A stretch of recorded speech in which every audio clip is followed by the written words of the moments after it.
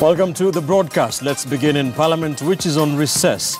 Even as lawmakers and the public continue piling pressure on President Uhuru Kenyatta to assent to the finance bill of 2018 that will suspend the implementation of the 16th tax levy on petroleum products for 2 years, tonight it is emerging that the bill is yet to reach the president's in tray. The bill is still in Parliament being fine-tuned by the legal teams.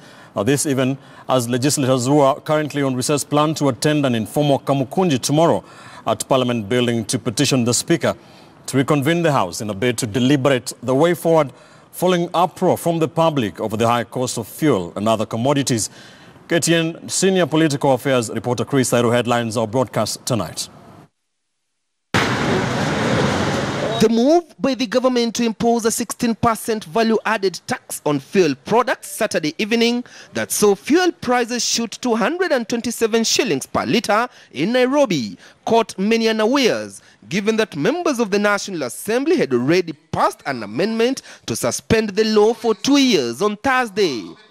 And this has now forced the members who are on recess to go back to the drawing board in a bid to seek any legal means to cushion Kenyans from the high cost of living. As the Vice Chair of the Implementation Committee, we are meeting tomorrow as a committee to decide on the way forward as a committee, because we are a committee that is allowed by the standing orders to follow up on all the resolutions that are made by the House. We also have a Kamukunji tomorrow where 150 members of parliament have confirmed attendance so that we deliberate on this issue. We are at the moment on recess, but we have to see a way forward. The strategy, if the government needs to raise more money, it needs to look at a tax that affects the rich, not the poor. Minority Leader in the National Assembly, John Mbadi, says it will be premature to recall Parliament now since the President is yet to receive the Finance Bill 2018. The bill, which was passed on Thursday, is still within the precincts of Parliament, as the legal teams from Parliament and the AG's office fine-tune it before it is presented to the President for assent. I doubt whether the President will reject this amendment, given the concern that Kenyans have expressed.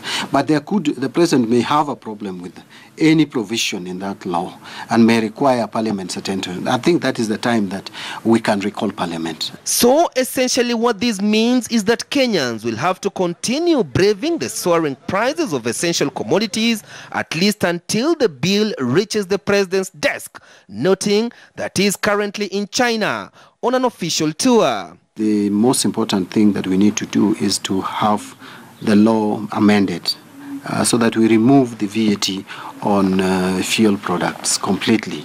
This is a law that was not in place up to 2013. I think for the President, he needs to well advise, because from where I start, I think it's counterproductive, because what is going to happen, we will lose some money, some quite substantial amount of money through the 16% levy on fuel. But later we will lose so much money because so much business will close down in this country.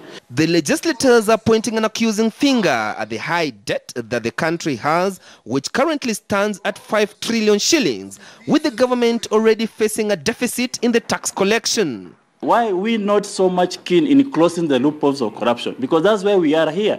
We are trying to raise money by burdening the Kenyan mwananchi. There is no any nation on earth that develops by taxing its citizens. I think what we should do is to go back to where the money went. If we borrowed 5 trillion and almost 1 trillion out of it was stolen, who took the money?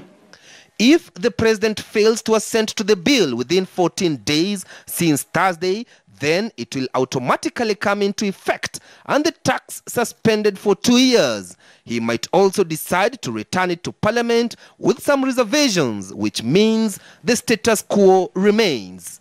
For now, Kenyans have no option but to continue digging deeper into their pockets until that bill leaves Parliament to the President's table, when he will decide either to sign it into law or send it back to Parliament with a memorandum. Chris Airu, KTN News at Parliament Buildings.